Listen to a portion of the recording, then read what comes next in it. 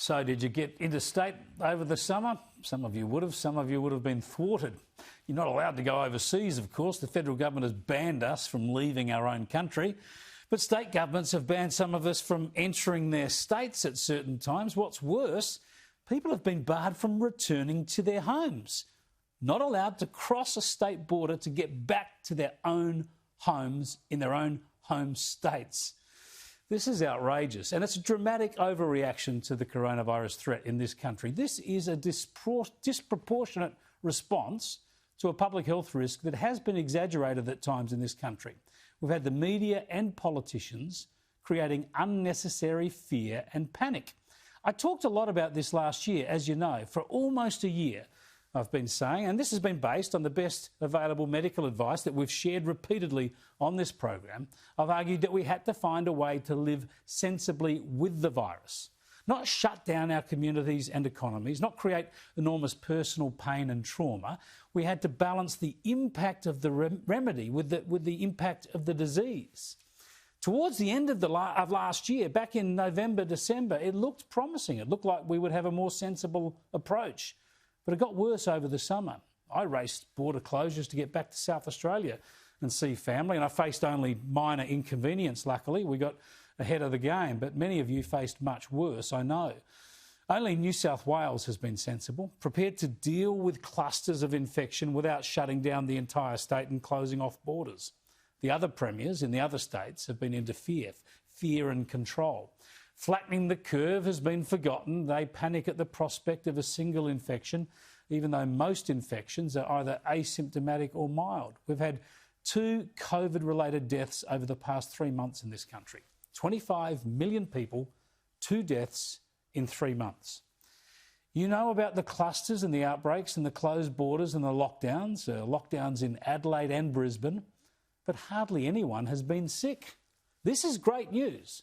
But it underscores the overreaction from many of our leaders, especially with vaccines on the way. The Pfizer vaccine was approved for use here in Australia today and is going to be rolled out late next month. Now, the reaction we get from the lockdown fetishists, and I know a lot of you people will agree with that approach, the reaction we get from them is that the approach we don't do, if we don't do this in this country, that if we adopt a different approach, we'll end up like the US or the UK. It's either this extreme lockdown or we end up like the US and the UK. But is that really the case? Those countries, those places have many densely populated cities. They're colder weather. It's their second winter with COVID. And our health systems, of course, are better than theirs. In the worst case scenario, Australia probably would never face what they've faced in North America and Europe. And it's a false choice anyway, because it's not one extreme against the other. It's not a debate about lockdown or versus let it rip. We should be talking about the New South Wales approach adopted nationally, not letting the disease run amok, but not either trying to eliminate it. Just a sensible, pragmatic approach that balances the risks against the damage caused by the response, that considers all the other factors, such as jobs, social engagement, mental health, access to normal medical services. There are lots of things that are just as important as not getting COVID. We've got to do better this year. Even with vaccines on the way, we're going to still see infections and outbreaks and deaths. So we've got to be more sensible. Most politicians and most media, I've got to say, have been hysterical and impractical for a year now. They've turned us into a nation of bedwetters and dobbers, screaming at our neighbours and dobbing them in for not wearing masks and the like. This year, we're looking for some more COVID sanity, please. I'm not certain we're going to get it. We're not going to stop arguing for it. Let's catch up now with the Australian National University's infectious diseases Professor Peter Collignon, who's spoken to us for a year now, a year this week, Peter, that you've been talking to us about this pandemic. I wonder if you can just tell us overall, you must think that despite all the overreactions and outbreaks and mess-ups in one country or another, Australia has done, let's be optimistic at the start, we've done better than perhaps you and others expected a year ago. Yeah, I think we have done better than I would have expected a year ago. I would not have thought we'd have so little transmission in the country as a whole. Now, admittedly, we had Melbourne as a fairly big disaster, if you like, last winter, but there were a lot of identifiable factors, everything from case finding to quarantine, or people not quarantining when they're infected and not having enough publicity where there were problems, etc., all of which have been now substantially resolved, or I hope completely resolved. But if you look at all the other outbreaks in Australia, whether it was back last, March, April, when it was first introduced, Tasmania, when they had an outbreak in northwest Tasmania, South Australia, Western Australia with leaks, Sydney having had a few clusters now, Brisbane having had at least 2 issues, including last winter. We have managed with good case control, finding people, quarantining, isolation, etc., and the population approving and agreeing with things that are done, to actually get really good control of this and eradicate the virus or eliminate the virus for a period of time. Even New South Wales, which is being criticised for not going as strong as, say, Melbourne, etc., and I think a number of people over Christmas saying you needed a lockdown or there'd be thousands of cases. That wasn't the case. And it looks like with their strategy of suppression to really low levels rather than lockdowns over the whole city, that they achieved the same results so far as what places have done with harder lockdowns. Doesn't New South Wales then prove that the other states have gone too far, that the lockdown of Adelaide and the lockdown of Brisbane were not needed, that a lot of these closed borders by the states, for instance, especially by Western Australia, are just not needed, that you can manage this in a much more socially amenable way? Well, I think it does. If you look at both the short lockdowns they had in South Australia and Adelaide, that was because they had the wrong impression. Here's a new virus transmitted readily by hands with a 1-day incubation period. That was not true. All the cases they found were found by contact tracing and were in isolation. The same in Brisbane. It was the UK strain that's moving through the air conditioning. In fact, probably the Lebanese couple didn't have the same strain. We can't be sure. But in any case, people out in the community, people in that hotel floor, none of them got it from this highly infectious strain. And the 3-day lockdowns don't really achieve anything because it's mainly essential workers that had it anyway, being a cleaner. So, the average incubation period is 5 days. So if you're really going to do a lockdown to stop any spread because you think it's out in the community, you've probably got to do at least 10 days.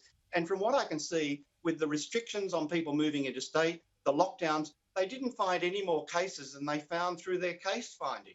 So I think a lot of the extra action, particularly regional New South Wales, 3.5 million people, no cases. The probability of them having at any one time was less than 1 in a million, yet they were stopped from going back to Victoria or South Australia. Yet the Australian Open, for instance, not that I don't think we should do that, but it's a much higher risk than people coming from regional New South Wales. So we don't even have our risk priorities set in the right, whatever level we want to take as risk, I think we can argue in the community, and none of us know the right answer. But we don't actually treat people with risk equally. I mean, why would somebody from regional New South Wales with a risk of less than 1 in a million of having the virus, and none of them actually showing they've had it when they've been quarantined, be in a hotel when you got the same hotel as somebody coming back from the US with a 1 in 100 chance or 2% chance? We're not doing risk proportionally and in an equal way. Spot on, and I think all the state governments have failed at this except for the state government of New South Wales. But are there signs today that the federal government is picking up on this overreaction? We've just heard in the last hour the Federal Health Minister, Greg Hunt, shut the New Zealand travel bubble. Here's the the Health Minister just an hour or so ago. This will be done out of an abundance of caution, whilst more is learned about the event and the case. The changes come into effect, as I say, immediately. Again, a 3-day ban based on one case in New Zealand. Is this an overreaction in line with what we've seen from the States? Well, I think it is similar to what happened in Brisbane because, at the moment there's one case. Even if you assume there's 2 or 3 more, it's still a low number of people in New Zealand per 100,000 or per million. Now, yes, we should keep an eye on who comes to Australia and make sure we know where they are, etc., so we can track them down. But if you remember last winter, for instance, when we had a lot of cases in Melbourne, yes, that did put it into Sydney or at Crossroads. It did put it into Canberra and into Logan in Queensland. But all of those were controlled. And that was a much higher rate than what appears to be in New Zealand currently. So, and it's the trouble, with travel overseas. currently, if you come back from Europe or the US, you've probably got 1, 2 people in 100 who've got the infection. Even if we have a vaccine that's 90% effective at stopping transmission, if you go there currently and you're vaccinated, it'll still be 1 or 2 in 1,000 people that come back. Now, that's orders of magnitude higher than what appears to be in any community in New Zealand or Australia. So, it sort of means we, for the next 12 months or longer, are really not going to have any travel other than hotel quarantine unless we're willing to accept a risk, unless we're willing to accept with confidence that our contact traces, our quarantine, our isolation will work. And the available evidence, other than Melbourne, is it has worked in Australia. We've been more successful than I would have thought. And New South Wales, for instance, did lock down the northern beaches, but not the whole city. So, I think we have to learn from our experience. Winter is more risky than summer, so we may have to have a lower level of risk in winter, for instance. But so far, we've got multiple episodes all over Australia, other than Melbourne, where we've been hugely successful without this sort of risk aversion. And just finally then, Peter, the importance of this debate now is that even with the vaccine rollout, as you've just been saying, we still need to get better at managing this. We still will have outbreaks and need to manage them. We will. I mean, it's invariable that there's so much overseas COVID, and if people travel at all, they'll have a risk of coming back with it, even if they're vaccinated.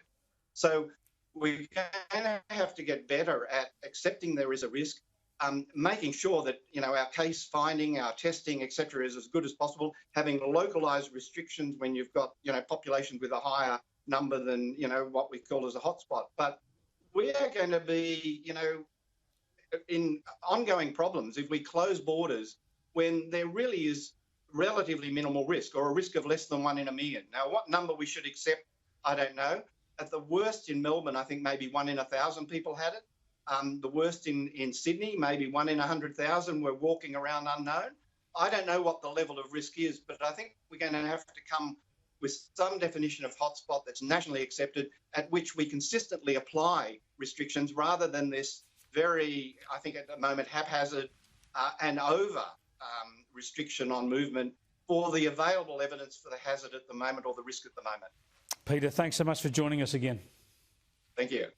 Professor Peter Collignon there. He's been a voice of reason, an informed voice of reason on this pandemic now for over a year. It's a year this week since we first spoke to him about coronavirus. We've spoken to him just about every week since then, and he's been right on the money.